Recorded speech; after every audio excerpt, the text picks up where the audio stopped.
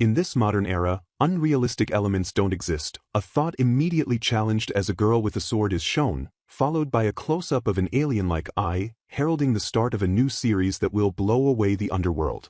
A dark world where a hero, Yura Natsuki, age 20, confronts a massive, shadowy figure, the demon god Zephos. Zephos taunts the hero, saying he's nothing like the demon king, but Natsuki, determined, tells him to shut up and attacks. After a fierce battle, Natsuki manages to defeat the demon god, expressing immense relief. He exclaims that at last, he can escape this terrible world and is finally going home to Earth. Natsuki is then shown returning to Mukujima City in his home prefecture, appearing much younger. He is startled by his friend, Mihara Yuto, who is 14, and proudly announces he started dating a girl, whom Natsuki was supposedly interested in. Natsuki, still disoriented but overjoyed, exclaims that it's been a while and that Yuto is as popular as ever. As Yuto rushes off, Natsuki celebrates his return, recognizing familiar landmarks like the supermarket and a local diner, realizing he's back in his 14-year-old body from 6 years ago, the exact moment he was summoned to the other world. He reflects on the harsh realities of the fantasy world, where hygiene and safety were awful, and he had to fight desperately, sometimes close to death, facing formidable foes like the 4 heavenly kings, the demon king, and ultimately the demon god who ruled everything.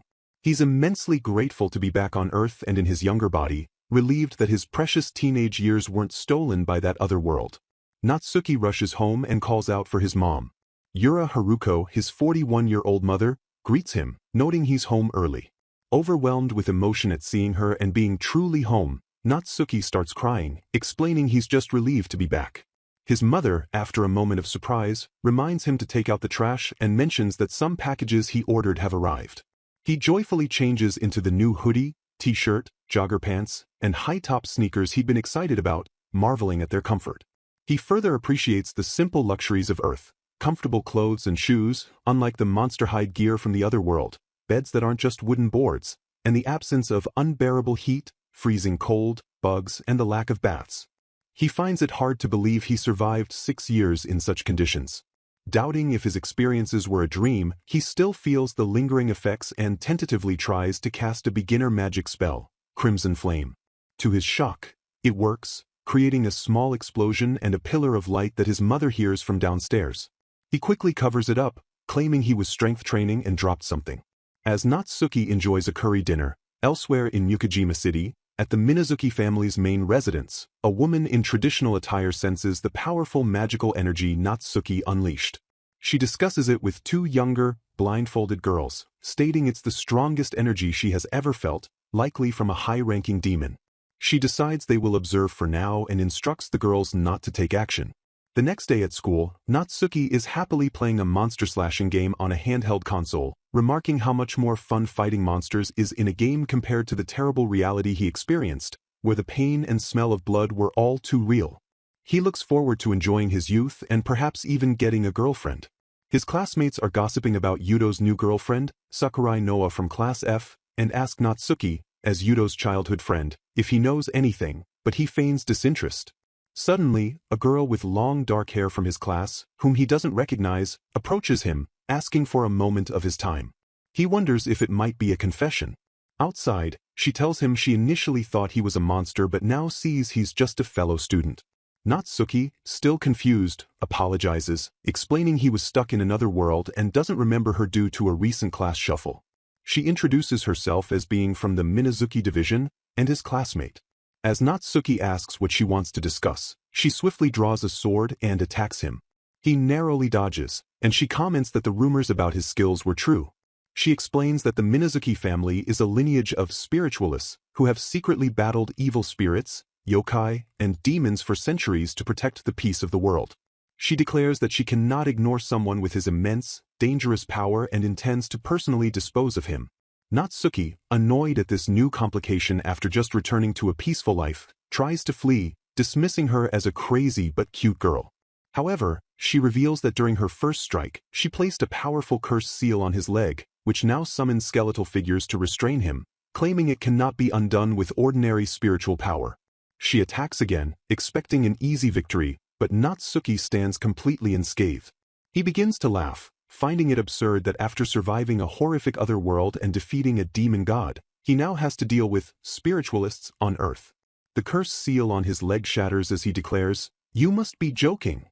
Enraged, Natsuki proclaims that anyone who disturbs his peace will be crushed. The girl, shocked by his power and the destruction of her seal, calls him filthy demon scum and resolves to fight him with her full strength, drawing her clan's sacred blade, Tsuyuharai. Natsuki, intrigued, decides to see just how powerful these spiritualists really are. She lunges, and he admits her swordsmanship isn't awful, but as he effortlessly parries her strike, he states that compared to the demon king and demon god he has defeated, she is nothing. He then unleashes his own demon sword, Blade of Chaos, striking her down. Immediately regretting his excessive force, Natsuki checks if she's still breathing and quickly uses healing magic to restore her.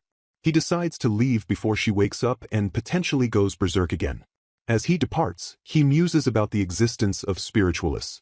Unbeknownst to him, an alien-like entity on a distant ship detects an abnormal energy wave from coordinates 16,633, Earth. Simultaneously, a winged, blonde-haired girl with a modern, edgy style observes from a rooftop, remarking on the incredible power on Earth and exclaiming that this world is even more of a fantasy than the other one and is super exciting. Natsuki is walking home from school, reflecting on a recent unsettling event and his desire for a peaceful life, when he was suddenly surrounded by heavily armed police officers. They demanded he raise his hands and threatened to open fire if he resisted, while Natsuki, bewildered, wondered if it was all a prank. A senior officer, Hisashi Aoyama, the chief of Mukajima police station, intervened, recognizing Natsuki with surprise. At the police station, Aoyama, who Natsuki knew as a neighboring uncle and an old acquaintance of his mother, began to question him. Aoyama's daughter, Ginko Aoyama, a police officer herself, served Natsuki a drink before her father brought up the topic of spiritualists. Hisashi Aoyama explained that spiritualists, who belong to a government-recognized institute, have existed for ages, tasked with eliminating demons or humans who misuse spiritual power. He revealed that the police, particularly a special disaster division, are aware of demons and spirit users and handle related incidents. Aoyama then showed Natsuki an image of a massive energy beam striking Mukajima City the previous night, an event witnessed by many civilians. Ginko added that their analysis of this energy led them directly to Natsuki. Aoyama seriously accused Natsuki of causing the incident, stating the police had classified him as either a powerful demon or a human with dangerous spiritual abilities, necessitating their preemptive action. In response, Natsuki decided it would be faster to demonstrate his power and summoned a large, dark sword he called Chaos Edge, explaining it was a trophy from defeating a demon lord in another world where he had been summoned and became a hero. While Hisashi Aoyama was incredulous at Natsuki's story, Ginko, after a brief moment of indignation, became utterly fascinated by the Chaos Edge, even wanting to name it Magic Sword Taro when Natsuki offered it to her. Aoyama, exasperated, warned Ginko against taking the cursed blade and sternly told Natsuki to stop using his power. He advised Natsuki to lay low, explaining that his power was excessive to spiritualists, who might take action against him beyond the police's ability to intervene. Natsuki readily agreed, stating he had no interest in fighting anymore and just wanted to enjoy a peaceful life.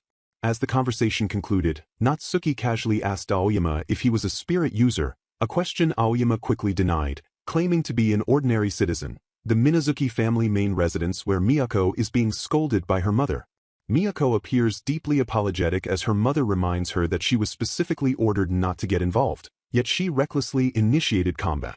Miyako, with tears in her eyes, listens as her mother tells her to understand her own limitations, explaining that an opponent like Natsuki is too much for a novice to handle. Despite Miyako's pleas for one more chance and her promises to succeed next time, her mother dismisses the possibility. The scene then shifts, and the mother is seen addressing another young woman, Minazuki Mio, inside a room with a shrine.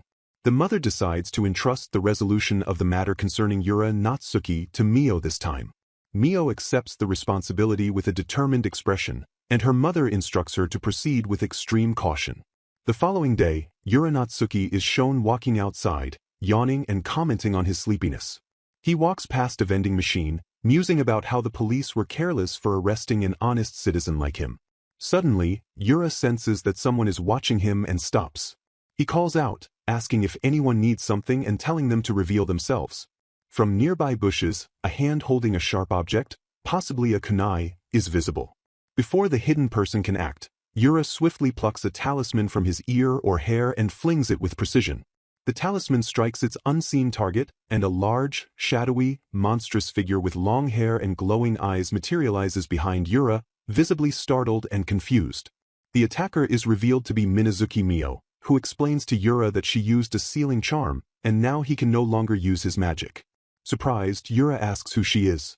Mio introduces herself as Minazuki Mio, stating that she is the elder sister of Minazuki Miyako and is armed with a bow. Yura quickly deduces that Mio is seeking revenge for her sister and prepares himself for a confrontation, while Mio states her intention to end things quickly.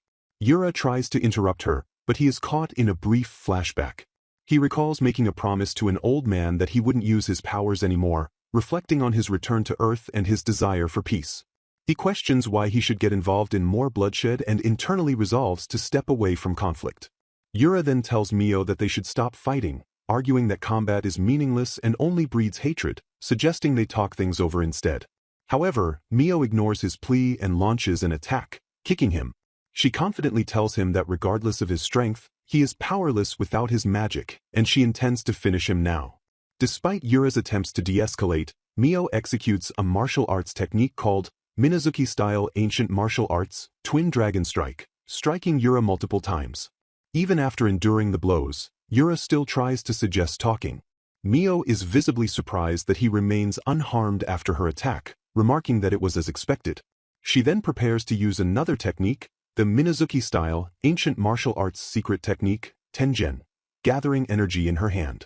Before Mio can unleash her attack, Yura, visibly annoyed, shouts at her to listen to him, and a powerful burst of energy erupts from him. The force of Yura's outburst creates a significant impact, pushing Mio back. The shadowy figure that was sealed onto Yura begins to crackle and scream in agony as the sealing charm apparently breaks. Yura himself looks surprised by this development. Mio, her clothes now tattered from the blast, acknowledges that Yura managed to overpower the talisman's effects, again noting it was as expected. She admits that she got frustrated and resorted to using magic, a move she seems to regret, before staggering and then surrendering to him. Concerned, Yura asks Mio if she is hurt, and she replies that she is fine. He then points out her damaged clothes. Mio, now serious, steps towards Yura and, addressing him as Yura Natsuki-kun, tells him that she has a request for him. Following a recent confrontation, a young woman with distinctly tattered clothes approached Yura-kun, apologizing for her earlier actions and explaining that she had a request for him. Before she could elaborate, Yura-kun, noticing her disheveled appearance, asked if she would mind if he attended to something first. The young woman then clarified that her previous engagement with him was solely to assess his true capabilities, which had evidently resulted in her current state. Meanwhile, a small panel showed Yura-kun with a concerned Mio, with a note indicating a request from Mio was also in play.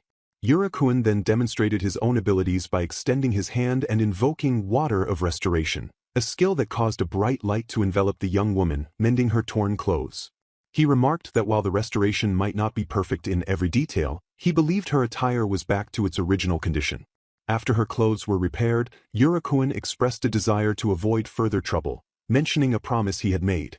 The young woman acknowledged this, suggesting they consider the matter of their fight settled, but then stated she couldn't continue conversing with spiritualists and began to depart, causing Yura-kun to ask her to wait. Stopping her departure, the young woman from the Minazuki family presented Yura-kun with an envelope. She explained that it was a token of gratitude from her family and also included compensation for some trouble caused to a person named Miyako. With this offering made, she asked if Yura-kun would now be willing to hear her family's request, to which he enthusiastically agreed. Yura-kun, looking quite pleased with the offer of compensation, indicated that she should proceed with her request, and she thanked him. The Minazuki family's representative then formally stated that they wished to invite Yura-kun to the Minazuki household. She elaborated that Yura-kun might already be aware that the Minazuki family are spiritualists by lineage, tasked with managing and subduing monsters as well as civilians possessing spiritual powers similar to his. She revealed that because Yura-kun's abilities were so overwhelmingly powerful, far exceeding anything they could match, the Minazuki family wished to negotiate peace with him. The young woman further mentioned that the head of the Minazuki family, whom they refer to as Mother, was also very interested in Yura-kun's power and asked for his thoughts on the invitation. Yuriko simply replied that he was glad to hear it.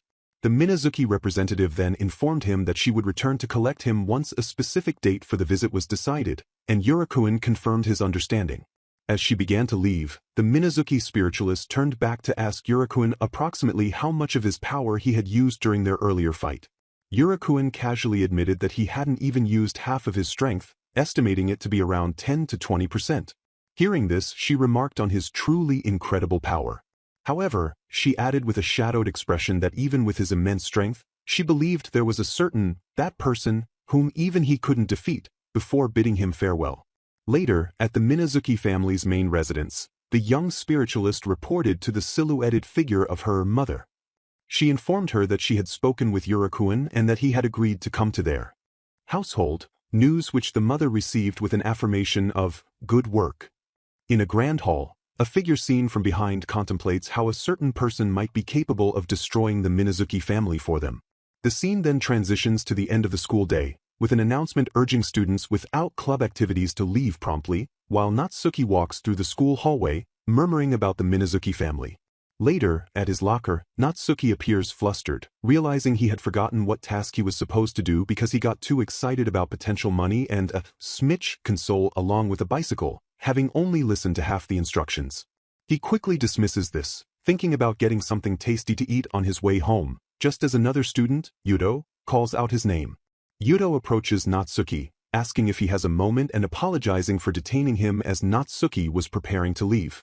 Yuto then confesses to Natsuki that he believes he has really messed up concerning a girl named Noa. He explains that he was aware Natsuki had feelings for Noa, but as he and Noa continued talking, their conversation somehow led to them deciding to date. With a sigh, Yuto reminisces about the day he and Natsuki first met in kindergarten, recalling how Natsuki shared his crayons when Yuto had forgotten his own. Yuto reflects that, looking back, he has been taking things from Natsuki ever since that day, including new games, manga, and even Natsuki's first bicycle.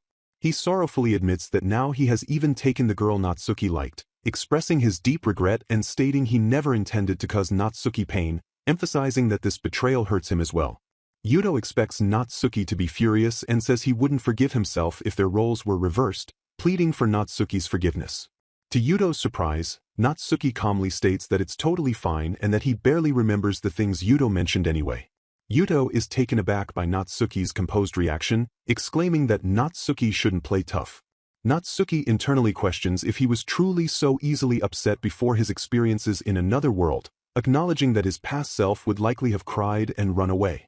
He admits he barely remembers his old personality, as his thoughts drift to the other world where betrayal, scams, theft, and power struggles were commonplace, a hellish existence where he was nearly killed by former allies who had joined the Demon King's army. Compared to that nightmarish past, Natsuki finds the current situation with Yuto and Noa almost peaceful and cute. Seeing Natsuki's calm demeanor, Yuto approaches him, expressing that Natsuki truly is the best friend ever, to which Natsuki simply acknowledges. As Yuto prepares to leave, saying goodbye and patting Natsuki's shoulder, Natsuki feels a distinct clinking sensation. He recognizes this feeling as mana and is shocked, wondering why it is emanating from Yuto and questioning if his childhood friend also possesses some kind of spiritual power on this earth.